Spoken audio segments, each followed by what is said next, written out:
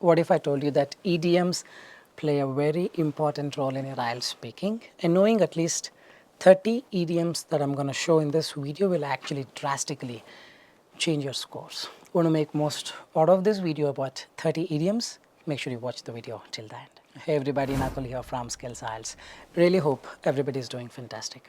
I'm back with yet another super awesome packed video on the 30 band 9 idioms with their meanings and examples for your IELTS speaking test. Before we get into the video, if not subscribed to this channel, kindly click on the subscribe button, and anytime you need online assistance, it's a paid assistance. You can check the information in the description of this video. We left a WhatsApp link. You can click on the link, send us a message. We will do the needful. Alright, without any further delay, let's straight away get right into the video. The very first idiom that we're gonna learn today is the word hit the nail exactly on the head. To say something that's exactly right, you hit the nail on the head. Hit the nail on the head can be one of the most useful idioms that you can ever use in your IELTS speaking. For instance, you have hit the nail on the head by saying that education is the key to success. I met my friend after he made a debate and I told him, dude, you have hit the nail on the head, especially when you told this part in your debate. You've told it rightly, you've hit the nail on the head exactly at the right time, right point you've hit it. Hope you are getting it. That's the hit the nail on the head. So start making use of this idioms in your day-to-day life conversation so that it just comes out easily in the exam. You don't do it and just memorize it for the sake of exam. Trust me, in the exam you will not be able to recall it on spot.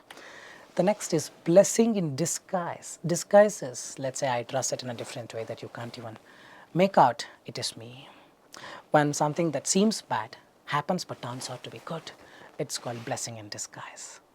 Means in disguise someone came that became a blessing for me. Losing the job was a blessing in disguise, meaning it came in a different form. I thought it is bad, but it's a blessing. It's actually good. Losing my job was blessing in disguise. It led me to find my passion. Getting it, losing the job was a blessing in disguise. Or any other scenario where you think it seemed definitely harmful, but it turned out to be something good. This was a blessing in disguise that came to me, because of which I am in this position today. IELTS speaking, don't use them in IELTS writing, but IELTS speaking definitely demands you to use such idioms. The third is speak volumes. Oh, this speak volumes. To convey a lot without words. His silence spoke volumes, means it spoke a lot of things, lot of meanings about his dissatisfaction. It spoke volumes. You know what, I was asking him multiple times, how can we make it right after this particular incident, and his silence spoke volumes about his dissatisfaction. Spoke volume means it indicated a lot of things about something. Convey a lot without words. Remember, speak volumes is to convey a lot without words. Try making use of this. The next is by and large. By and large, generally speaking, that's how it means. By and large means generally speaking. For instance, you can say by and large, people agree that climate change is a pressing issue. Usually, by and large, people agree that climate change is a pressing issue. Usually, people agree, by and large, people agree that climate change is a pressing issue. Generally speaking is by and large. Write them down so that you don't have to visit the video, watch the video again and again. Just make a short notes and keep it handy in your pocket. Whenever you need it, take it out and just start memorizing it. The ball is in your court. It's your decision, responsibility now. You make a decision. The ball is in your court to decide which university to attend. The father told the son, I asked my dad, what should I do now? And he said, the ball is in your court, beta. You decide what you want to do. Now make your own decision. You become responsible to it. Because the ball is in your court now, you're going to take the ball out. You're going to hit the ball wherever you want. You make the decision. It's your decision or responsibility. Now is what the ball is in your court mean. At the end of the day, when everything is considered, at the end of the day, happiness matters. When everything you consider, at the end of the day, what matters is not your BMW car. What matters is not your big villa. At the end of the day, what matters is whether you're content with your life. Happiness matters more than money. At the end of it, after considering everything, at the end of it, and end of the day, remember this next is cut to the chase. Dude, you've been speaking this for half an hour. Cut to the chase. Come to the point. Let me cut to the chase. We need to invest in renewable energy. You speak a lot and then people are like, let me cut to the chase. Cut to the chase. Come to the final point. We need to invest in renewable energy. We need to do this. That's the important thing. You come to this. To get to the point is to cut to the chase. Remember this. The next is the word double-edged sword. Something that has both advantages and disadvantages. A sword will have one edge. What if another edge also has some pointed thing? One thing could be for the good thing, other thing could be for the bad thing. Technology is a double-edged sword. It connects us but also isolates us. Make use of this. You definitely will have questions related to technology. Technology is like a double-edged sword. The examiner will be really happy to give you not just this, rest of the things also matter, but as these kind of words, when you use it, gives a very good impression about you to the examiner. Getting it right? So double-edged sword. Usually we tend to talk about technology. We can use this word because technology has both positive and negatives. On the same wavelength, to have similar opinion. We are on the same boat. We are on the same wavelength about, meaning my opinion and yours is almost the same. We are on the same wavelength about the importance of environmental conservation. A hot potato means something which is very hot, something which is a hot potato, where people would be dying to eat it, dying to savor it, dying to relish it. A controversial or sensitive topic. Immigration is a hot potato in many countries. Hope you are getting it. This kind of questions, this kind of topic will definitely come. You can just use a hot potato. There's one more thing called a couch potato. Couch potato is you sit on a couch like a potato, being a lazy person. Give it a thought. All these are really instrumental in getting a good score towards your IELTS speaking vocabulary. Break the ice. Start a conversation. Make people feel more comfortable. Someone is with you and is not speaking. You're like at the end of the day, I decided to break the ice and initiate a joke. I told a joke to break the ice during the meeting. Getting it? I wanted to make people comfortable. I want to initiate a conversation is to break the ice. Cut to the chase is to come to the point. Break the ice is to initiate a conversation. Actions speak louder than words. This do not need any explanation. Your actions, whatever the things you do, will actually convey a lot than the words that you speak.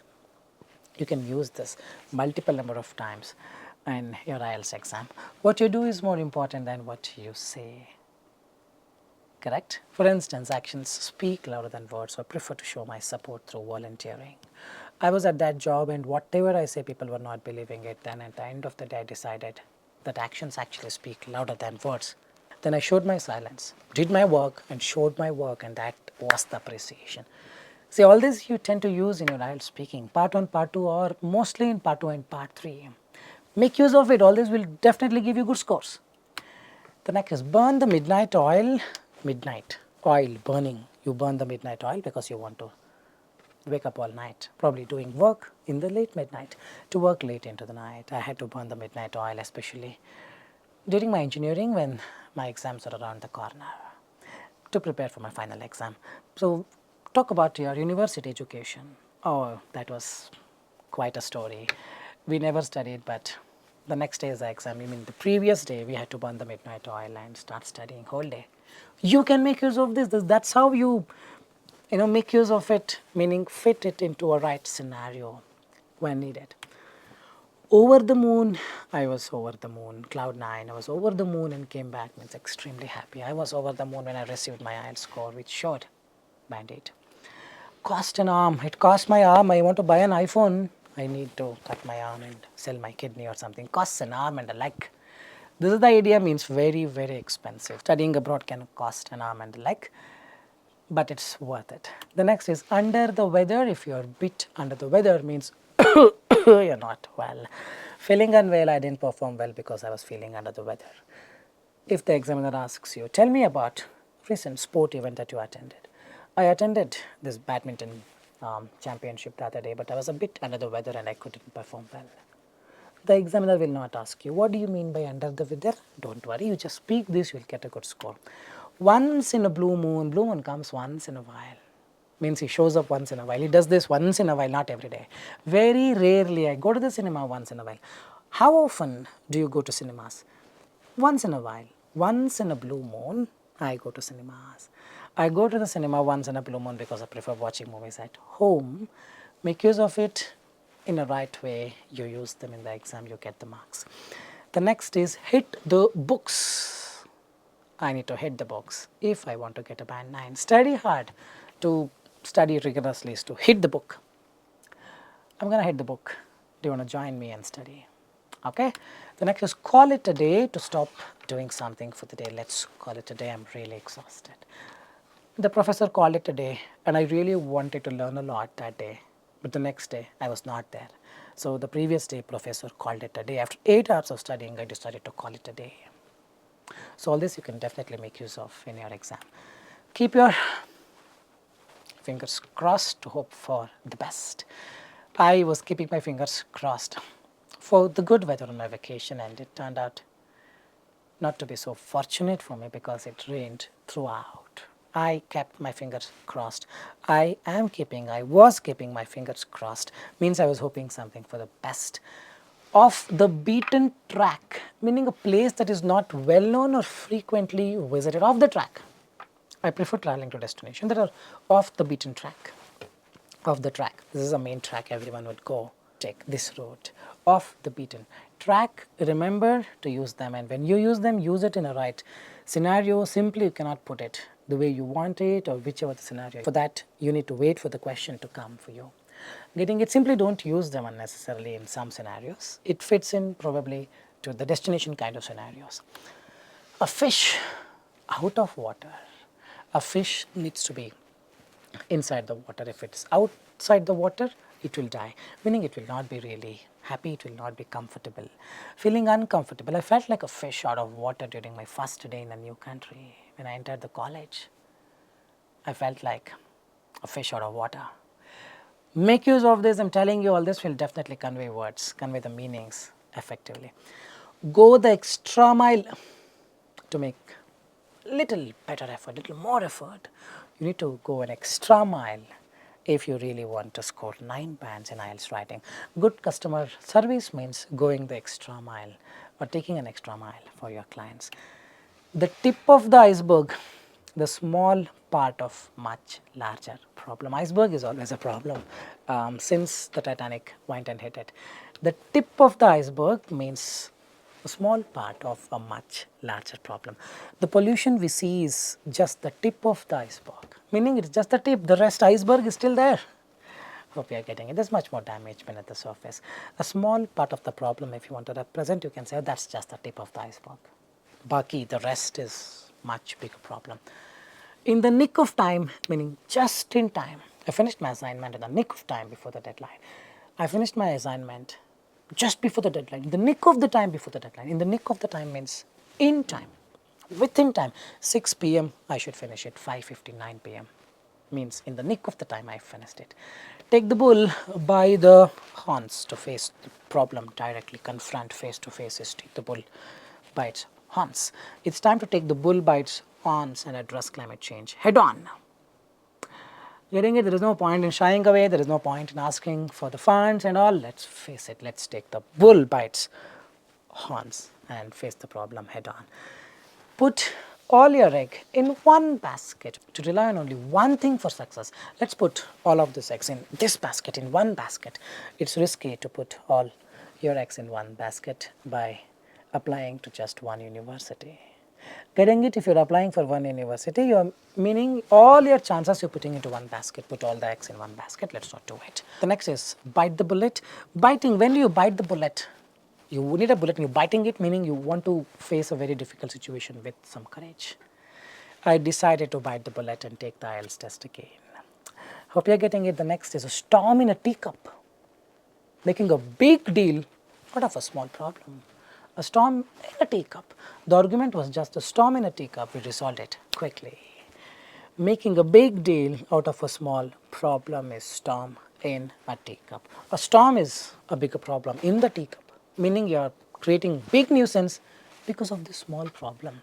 The argument was just a storm in a teacup. We resolved it quickly. Storm in a teacup, beautiful, isn't it? Give it a thought and try using them in your IELTS speaking exam.